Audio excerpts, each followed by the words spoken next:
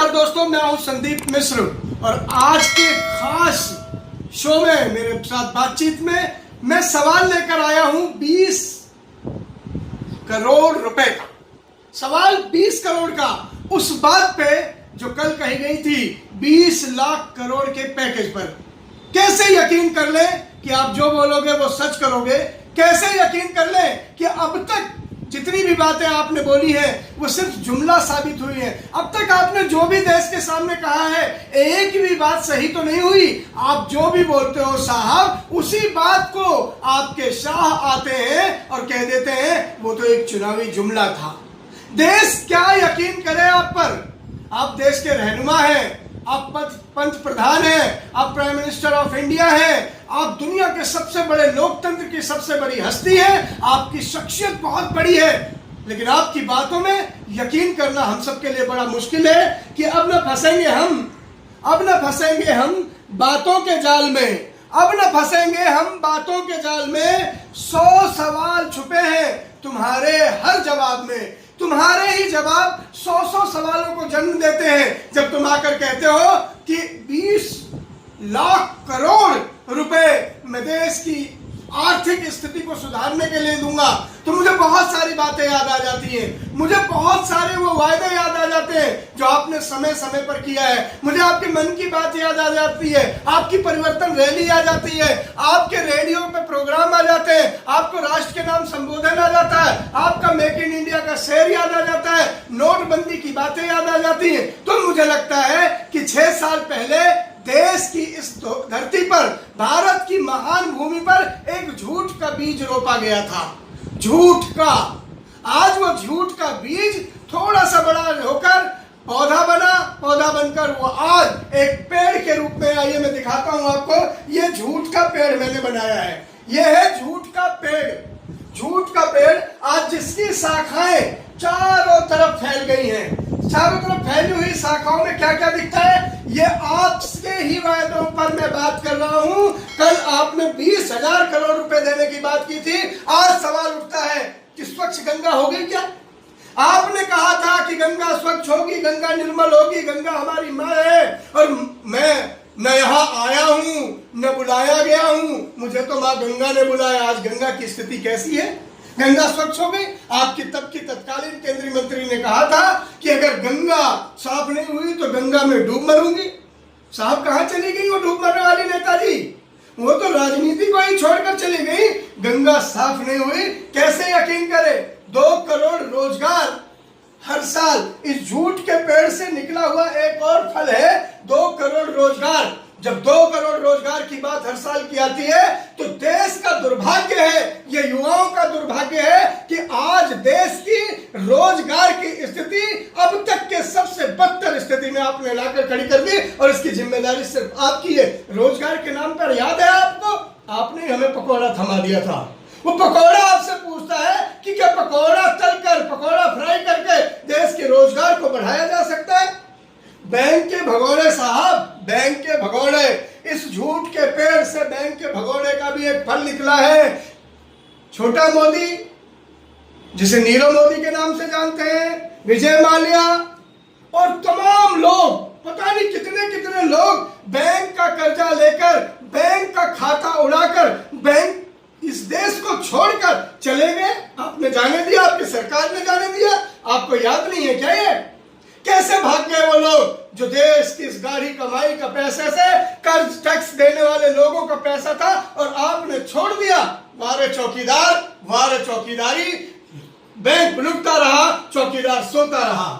Kashi Kyoto, आपका बनारस, आपका क्षेत्र काशी, आपने कहा था क्योटो बनाऊंगा, क्योटो। 6 साल हो गए, बनारस वाले खून के आंसू रो रहे, बनारसी लोग तड़प रहे। मंदिर जो कभी नहीं टूटे थे, शिवालय जो कभी नहीं टूटे थे, उनको आज तोड़ दिया गया। घर से बेघर होके कभी बनारस का हाल देखो, बनारसियों की बात पूछो। ये मीडिया तो नहीं दिखाएगा, लेकिन गली गली में बनारसियों का क्या हाल है। क्या काशी क्योटो बन गया? झूठ के पेड़ का एक और फल था 15 लाख। 15 लाख भाइयों और बहनों, 15 लाख भाइयों और बहनों। अच्छे दिन आएंगे, 15 लाख बैंक में आ जाएंगे। कहां गया वो 15 लाख? कहां गया वो बैंक? कहां से आने थे वो पैसे? कहां वो जाने थे पैसे? भाई और बहनों की बातों में ही वो सब उलझ गया और आखिर आपके शाह साहब ने आकर कह दिया वो जुमला था। जुमले की जाल में कब तक हिंदुस्तान फंसता रहेगा? कब तक जुमले की जाल में हिंदुस्तान को फंसाया जाता रहेगा कि तुम पर यकीन का हौसला नहीं रहा, तुम पर यकीन का हौसला नहीं रहा, जो जो कहा तुमने वो ही नहीं किया। अब कैसे यकीन कर ले काला धन पर?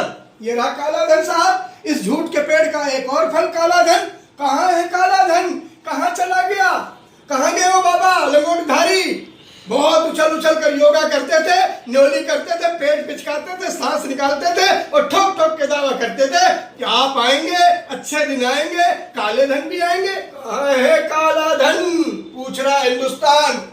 सस्ता पेट्रोल, मैं बड़ा भाग्यशाली हूं, मैं बड़ा खुशनसीब हूं, मैं जब आया तो पेट्रोल का खर्चा बहुत ज्यादा था, मैंने उसे चुका दिया। अब तो पेट्रोल अमेरिका में जो रेट आए वो 0 से भी नीचे गिर गए, 0 से भी नीचे है पेट्रोल उस खर्चे पर। और हमारे यहाँ आज भी 76 रुपए 77 रुपए लीटर पेट्रोल, 0 की चीज जो मुफ्त की चीज हो गई है उस पर भी वसूला जा रहा है। महंगाई डायन कब जाएगी साहब? आपके राज में महंगाई डायन और मोटी और ताजी और तगड़ी और तंदुरुस्त होकर गरीबों का खून पी रही है। आपने एक बहुत अच्छी बात कही थी, बहुत सच्ची बात कही, क्योंकि बातों के बतासे बनाने में आपका कोई जवाब नहीं है। आपको करना ही नहीं है, जो मर्जी बोल दो, आपको कोई साबित करना ही नहीं है, आपकी कोई जवाबदेही है ही नहीं। मन की बात कर लो, जन की बात कर लो, परिवर्तन रैली कर लो। क्या किया आपने? बिहार की परिवर्तन रैली याद है आपको? 50,000 करोड़, 60,000 करोड़, 70,000 करोड़, कितने हजार करोड़ कर दूं? बिहारियों से पूछो कितने हजार करोड़ आपने उन्हें दिया है। क्या दिया आपने? जो महापरिवर्तन रैली में आपने बोला था पटना में, कितने पैसे बिहार के खाते में गए? बिहारियों का क्या कल्याण किया आपने? जुमलेबाजी देश को समझ आ रही है, देश के युवाओं को समझ आ रही है। सस्ता पेट्रोल नहीं हुआ, एक के बदले 10 सिर, एक के बदले 10 सिर का वादा कहां गया साहब? कहां गया? अभी तक वो 40 लोग जो शहीद हुए उनकी जांच किस हुई? कहां अटकी हुई है? क्या हुआ था जांच? कहां से आया था वो आरडीएक्स? कौन था वो साजिश करता? किसके कहने पर हमला हुआ था? 40 लोग जो मारे गए, जो शहीद हुए हमारे देश की रक्षा करते हुए, उनको शहीद का दर्जा मिला? उनको सुविधाएं मिली? उनके परिवारों को वो बातें पहुंच गई क्या? ये सवाल अभी भी जिंदा है। और मैं तो कहता हूं कि बंद करो नाटक नौटंकी का दौर, बंद करो नाटक नौटंकी का दौर नहीं ये तमाशे का। बंद करो नाटक नौटंकी, दौर नहीं ये तमाशे का। और कब तक कड़वा रस चूसेंगे हम बातों के बतासों का? कब तक कड़वा रस चूसेंगे हम बातों के बतासों का? सिर्फ बातों पर बात चल रही है साहब। आप मन की बात करके, आप टीवी पर बात करके, आप दूरदर्शन पर बात करके, आप सबसे बातों से पेट नहीं भरता साहब। आपने एक बात कही थी, हवाई चप्पल वाले हवाई जहाज में क्यों नहीं जा सकते? यूं लगा कि देश का सच्चा प्रधानमंत्री सच्ची बात कर रहा है, उसके दिल से गरीब की बात निकल रही है। आज हवाई चप्पल पर बैठे लोग, आज हवाई चप्पल पर वाले लोग सड़कों पर हैं। इतना बड़ा बड़ा टोकरा सामान का, कंधों पर बच्चे, रोते हुए लोग, बिलखते हुए लोग, पांव में छाले, आंखों में आंसू और दिल में दर्द। गरीब का दर्द आपको नहीं दिख रहा? पलायन की नौबत पर मजदूर चल पड़ा है निकलकर, जिंदगी में शहर की तरफ रुख करेगा या नहीं करेगा, इस बात पर भी वो 100 बार सोचेगा। आपको कोई दर्द नहीं रहा। ये भी आपके झूठ के पेड़ का एक फल था। एक के बदले 10 सिर, आज भी एक जुमला ही बना हुआ है। मेक इन इंडिया, शान से आपने एक शेर बनाया था नट बोल्ट वाला, उसके पुर्जे कहां ढीले हो गए? कहां खो गया वो आपका शेर? कहां बन गया वो तमाशा? वो नकली शेर कहां गुम हो गया? और उस मेक इन इंडिया का जो आपने काम किया था, उस पर कितने हजार करोड़ का इन्वेस्टमेंट अब तक आया है?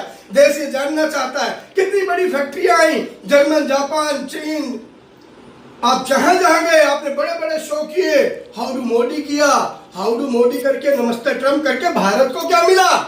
125 करोड़ रुपए का सम्मान करा के हाउ डू नमस्ते ट्रम्प में ट्रम्प साहब आपको 3,000 करोड़ का सामान बेचकर नमस्ते कर गए। भारत को क्या मिला? क्या मिला भारत को? क्या मेक इन इंडिया में होगा?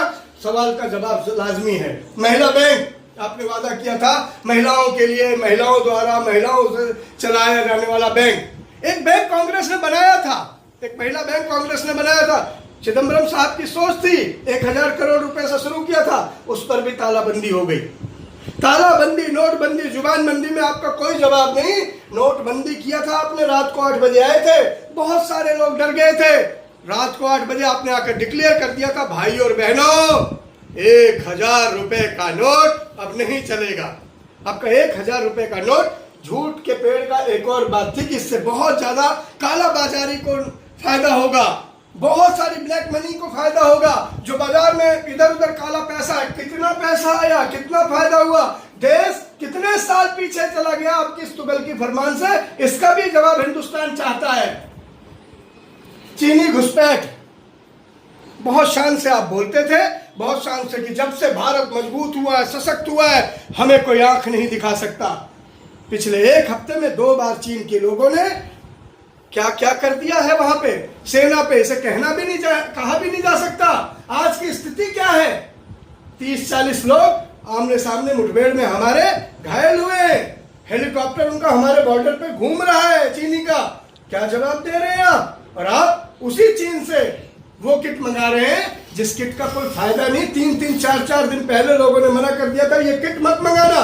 क्यों चीन से सामान मंगा रहे हो, क्यों चीन को प्रमोट कर रहे हो? वही चीन जो हमारे खिलाफ साजिश कर रहा है, वही चीन जो हमारे पैसों से हमारे खिलाफ हथियार बना रहा है, वही चीन जो मलेशिया के द्वीप में हमारे को घेराबंदी करने के लिए तब एक टापू को उसने आबाद कर दिया। उस चीन से सामान लाने का मतलब क्या था साहब?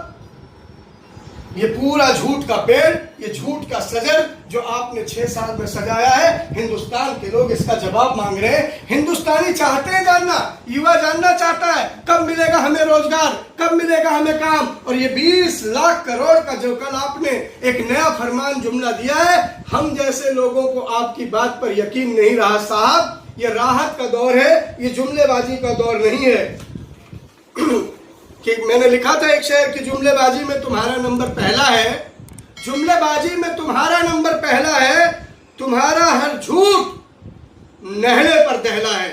कितनी झूठों की फसल उगाओगे, कब तक झूठ बोलोगे, कब तक झूठ बोलकर देश को बहकाते गुमराह करते रहोगे, कब तक एक झूठ के बाद दूसरा झूठ, दूसरे के बाद तीसरा झूठ की एक लंबी इमारत बनाकर हम सबको झूठ के घेरे में घेर दोगे, कब सच बोलोगे साहब? हिंदुस्तान सच सुनना चाहता है। आज महामारी का दौर है, आज राजनीति का दौर नहीं है, लेकिन ये राजनीतिक पैतरेबाजी अब आपकी देश समझ चुका है, विपक्ष समझ चुका है, हिंदुस्तान समझ चुका है और आपकी ही पार्टी के बड़े लोग भी समझ चुके हैं। मुझे लगता है कि जल्दी ही वो लोग ये भी समझेंगे कि अब आपका ज्यादा दिन तक झोला ना उठाना देश के हित में नहीं रहेगा। वक्त है उठा लो झोला और देश को झूठ से कम से कम मुक्ति दे दो। बहुत साफ सी तस्वीर है कि जितना भी पैसा एक साल में बैंक ने दिया, आपने किसी योजनाओं में दिया, वो सबका घाल मेल करके 2020 में 20 लाख करोड़ आप पूरा कर देंगे, हिसाब किताब बराबर कर देंगे, हाथ साफ कर लेंगे। अरे मर तो गरीब रहा है, मर तो मजबूर रहा है, मर तो मजदूर रहा है जो सड़कों पर निकला हुआ है। सूरत की शक्ल भी देख लेना, सूरत में क्या कोहराम है, किस तरह जो मजदूर छुप कर बसों में, ट्रकों में आ रहे हैं, उनके साथ किस तरह बर्बरता वहां की पुलिस कर रही है। अरे आपका गुजरात मॉडल ही था साहब।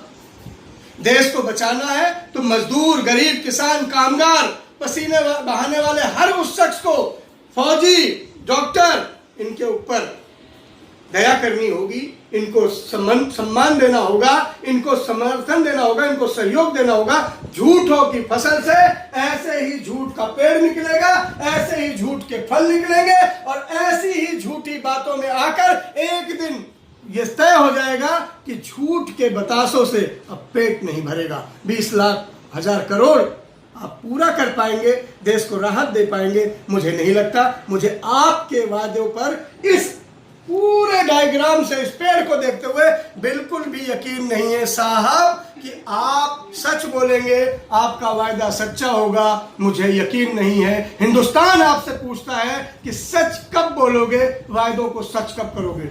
जय हिंद, जय भारत। मुझे उम्मीद है कि आप सबके जहन में भी ऐसे ही सवाल कौंध रहे होंगे, तो डरने की जरूरत नहीं है, उठ खड़े होने के, सच बोलने की जरूरत है। ये हिंदुस्तान लोकतंत्र है, लोकतंत्र में सवाल पूछे जाते हैं, सवाल के जवाब में सवाल नहीं दिए जाते। और आपकी आदत है साहब, आप हर सवाल के जवाब में एक बड़ा सवाल खड़ा कर देते हो। नेहरू ने ये कर दिया, इंदिरा जी ने ये कर दिया, राजीव जी ने ये कर दिया।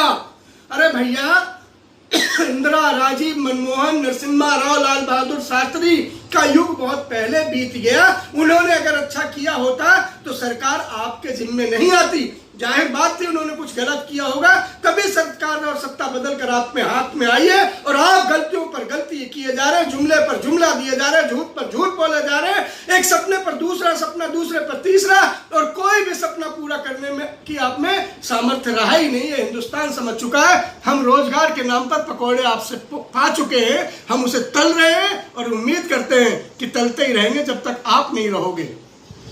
साहब, अब हिंदुस्तान को एक अच्छी तस्वीर, अच्छी तकदीर दिखाइए।